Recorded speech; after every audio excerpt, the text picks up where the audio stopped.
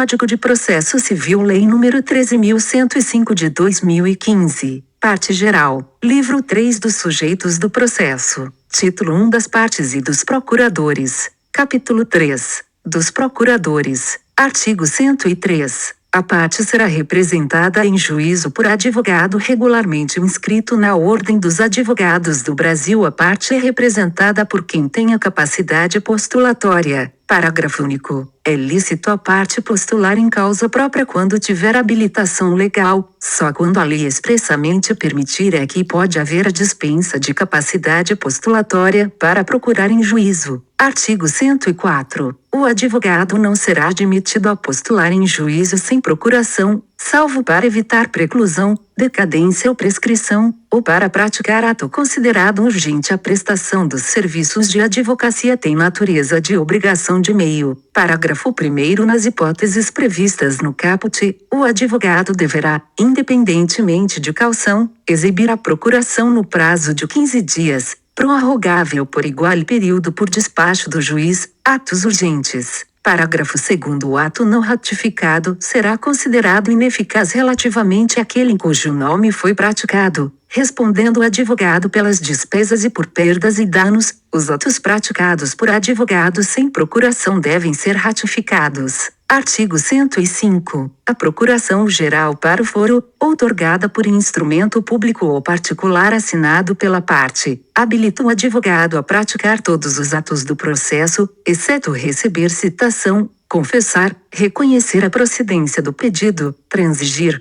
desistir, renunciar ao direito sobre o qual se funda a ação, receber, dar quitação, firmar compromisso e assinar declaração de hipossuficiência econômica, que devem constar de cláusula específica. O advogado necessita de poderes especiais para praticar os atos mencionados na segunda parte da norma. Na procuração, o mandatário advogado aceita o poder de representar o mandante. A procuração é negócio jurídico unilateral e o mandato é negócio jurídico bilateral. Parágrafo 1º. A procuração pode ser assinada digitalmente, na forma da lei, forma de identificação inequívoca do signatário. Parágrafo 2º. A procuração deverá conter o nome do advogado, seu número de inscrição na Ordem dos Advogados do Brasil e endereço completo, dados necessários à identificação do advogado, com indicação do endereço físico e eletrônico. Parágrafo 3º. Se o outorgado integrar sociedade de advogados, a procuração também deverá conter o nome dessa, seu número de registro na Ordem dos Advogados do Brasil e endereço completo. Parágrafo 4º. Salvo disposição expressa em sentido contrário e constante do próprio instrumento, a procuração outorgada na fase de conhecimento é eficaz para todas as fases do processo, inclusive para o cumprimento de sentença. Artigo 106.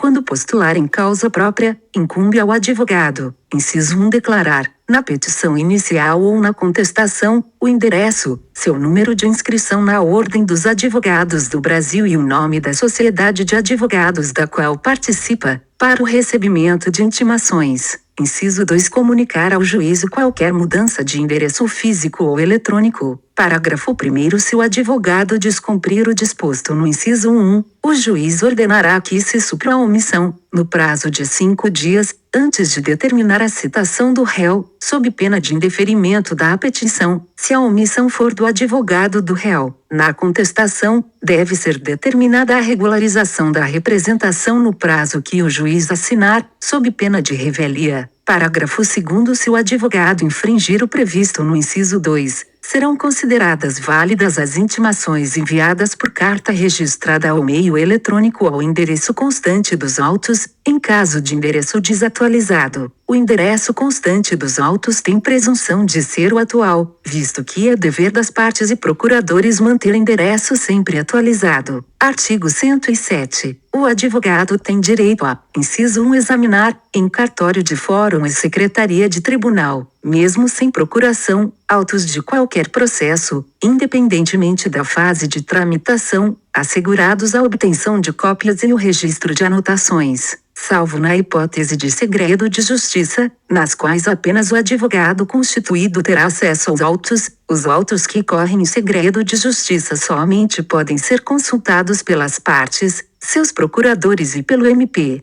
Inciso 2. Requerer, como procurador, vista dos autos de qualquer processo, pelo prazo de 5 dias para retirar os autos do cartório. A lei exige que o advogado seja procurador constituído, deve exibir procuração. Inciso 3. Retirar os autos do cartório ou da secretaria, pelo prazo legal, sempre que neles lhe couber falar por determinação do juiz, nos casos previstos em lei. Parágrafo 1º. Ao receber os autos, o advogado assinará a carga em livre o documento próprio à não devolução no prazo legal em seja busca e apreensão. Parágrafo 2º. Sendo o prazo comum às partes, os procuradores poderão retirar os autos somente em conjunto ou mediante prévio ajuste, por petição nos autos. Parágrafo 3º. Na hipótese do parágrafo 2º, é lícito o procurador retirar os autos para obtenção de cópias, pelo prazo de 2 a 6 horas, independentemente de ajuste sem prejuízo da continuidade do prazo. Parágrafo 4º. O procurador perderá no mesmo processo o direito a que se refere o parágrafo 3º se não devolver os autos tempestivamente, salvo se o prazo for prorrogado pelo juiz, apenamento funcional ao advogado. Parágrafo 5º. Disposto no inciso 1 do caput deste artigo aplica-se integralmente a processos eletrônicos.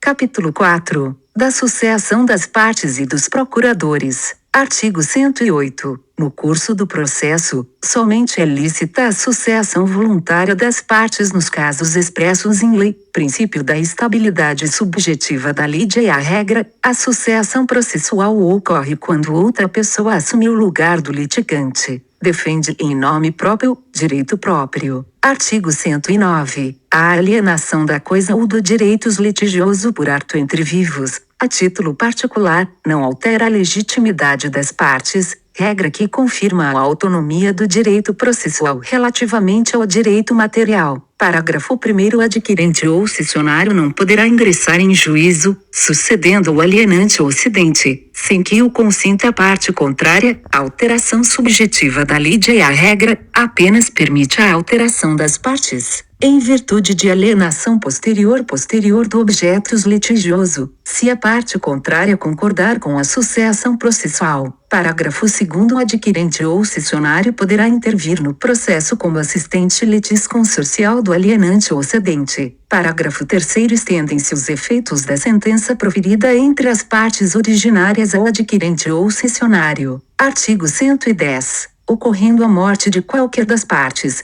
dar-se a sucessão pelo seu espólio ou pelos seus sucessores, observado o disposto no artigo 313 1º e 2º. Artigo 111. A parte que revogar o mandato outorgado a seu advogado constituirá, no mesmo ato, outro que assuma o patrocínio da causa. Revogação voluntária. Parágrafo único. Não sendo constituído novo procurador no prazo de 15 dias, observar-se-á o disposto no artigo 76, irregularidade de representação processual pendente há mais de 15 dias, o processo deverá ser extinto, caso a irregularidade se refira ao autor, ou declarada revelia, caso a irregularidade se refira ao réu. Artigo 112. O advogado poderá renunciar ao mandato a qualquer tempo, provando, na forma prevista neste Código, que comunicou a renúncia ao mandante, a fim de que este nomeie sucessor. É direito do advogado renunciar. Renúncia é uma forma de extinção do mandato. Parágrafo 1º. Durante os 10 dias seguintes, o advogado continuará a representar o mandante, desde que necessário para lhe evitar prejuízo, contando-se a partir da efetiva cientificação. Parágrafo 2º. Dispensa-se a comunicação referida no caput quando a procuração tiver sido outorgada a vários advogados e a parte continuar representada por outro, apesar da renúncia. Obrigado por assistir, curta e compartilhe.